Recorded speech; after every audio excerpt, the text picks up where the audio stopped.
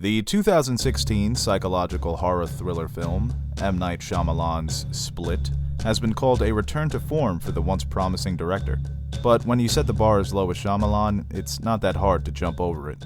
You cannot discuss an M. Night Shyamalan movie without bringing up Steven Spielberg, usually because the movies are so bad and someone will mention the premature declaration of Hollywood's next Spielberg.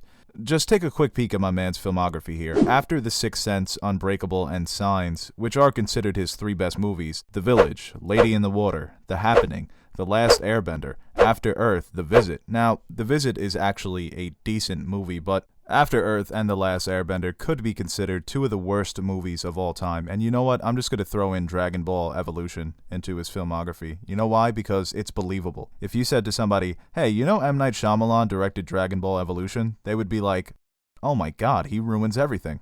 The great thing about Shyamalan, you don't hear that every day, is that his movies are original. Conceptually, he is a wizard. He is a man who built his reputation off of an original movie with an incredible twist ending. For better or worse, his movies have personality, his personality, and Split is a movie that definitely qualifies as one of his best films ever.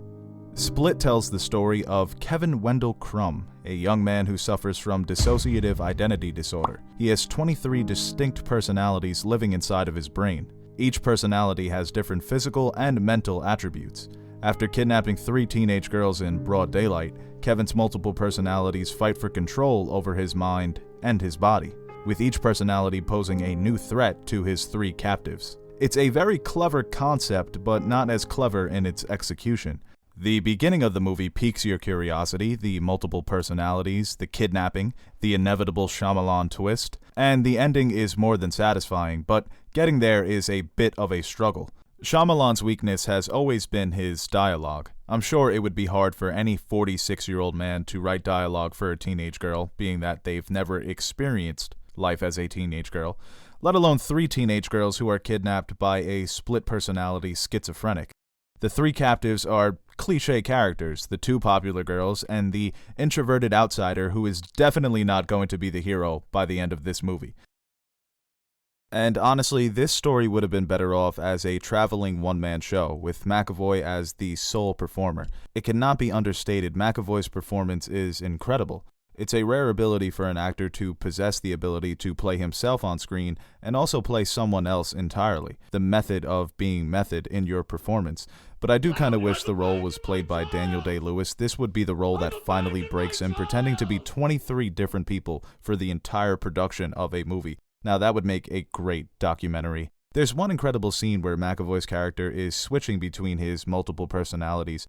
It's one actor, no masks, no CGI, effortlessly changing his facial expressions and tone of voice to match the distinction of each presented character. It's like watching a ventriloquist with 5 different puppets. It's amazing. You genuinely believe that you are watching a conversation between different people.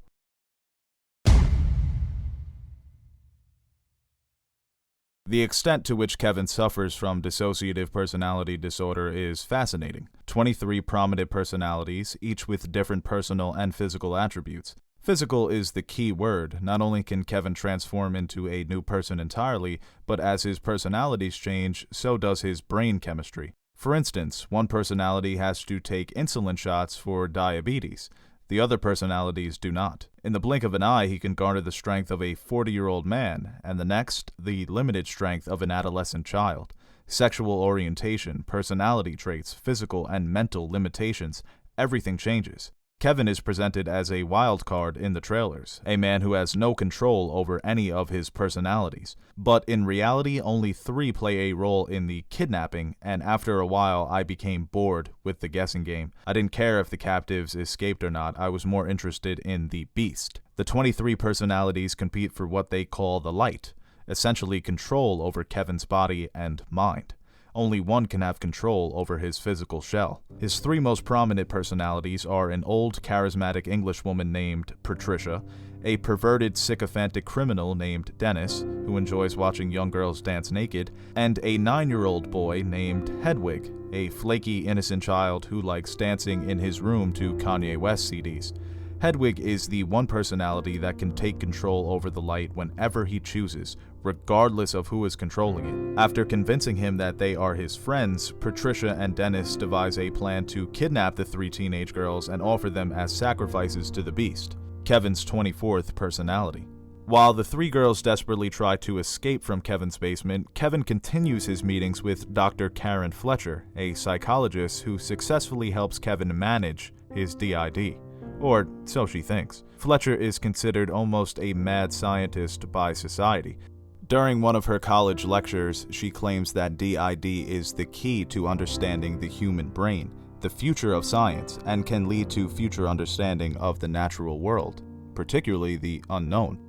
Besides Kevin, Dr. Fletcher is the most interesting character in the film, and the relationship between Kevin and Dr. Fletcher should have been focused on more. These relationships between doctor and patient, particularly one who is dealing with a mental illness, is sacred in the real world. And the relationship between Dr. Fletcher and Kevin offers us the best glimpse into Kevin's mind.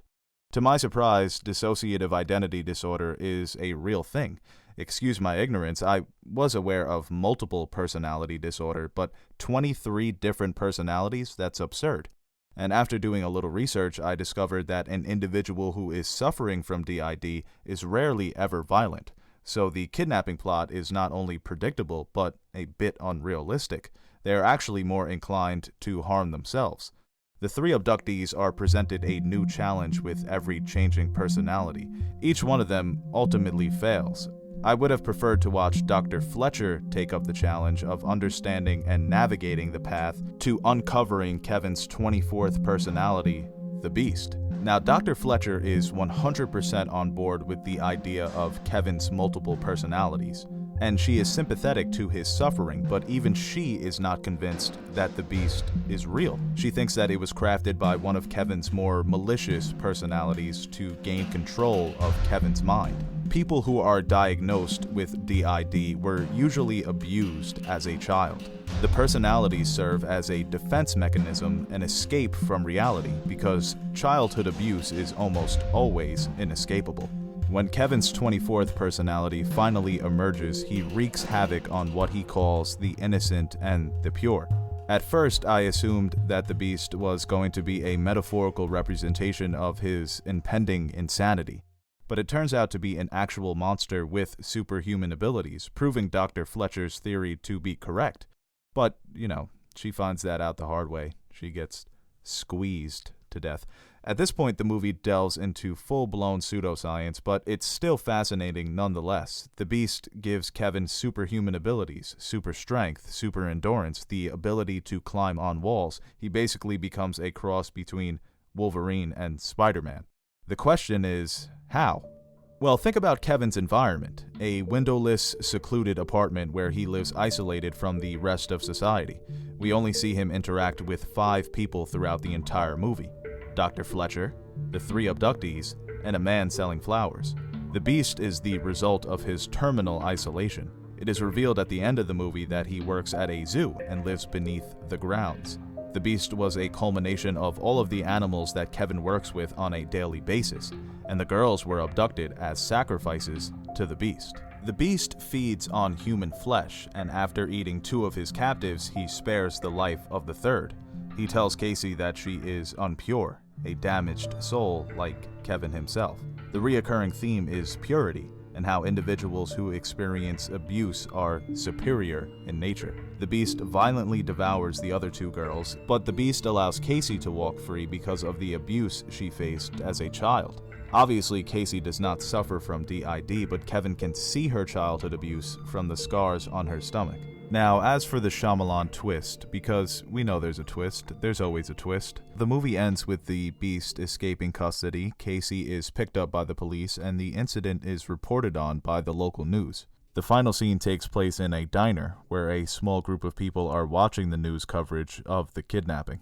The news anchor reports on the kidnapper, a man with multiple personalities who became a physical embodiment of the animals he worked with. They nickname him the Horde, in reference to his 23 personalities. One of the guys in the diner says that he remembers hearing about people with superhuman abilities from someone, but he can't remember his name. The camera pans over, and who do we see?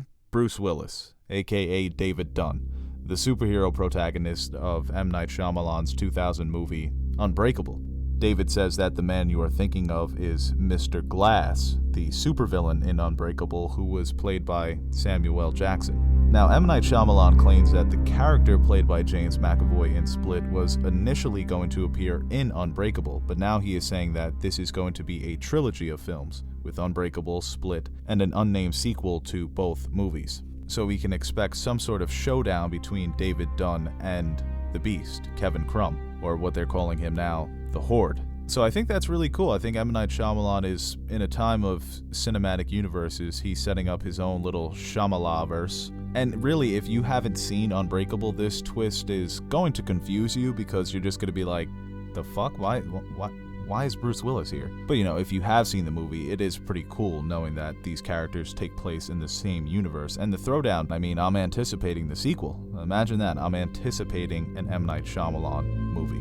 Now, to me, Shyamalan is like a painter that cannot draw. He can see the image in his head, but he struggles to put it on paper. But sometimes that image is so beautiful that it doesn't matter. Split is not necessarily easy on the eyes, but it is watchable, and at this point, that's all we can ask for. So Split gets a 7 out of 10 from me.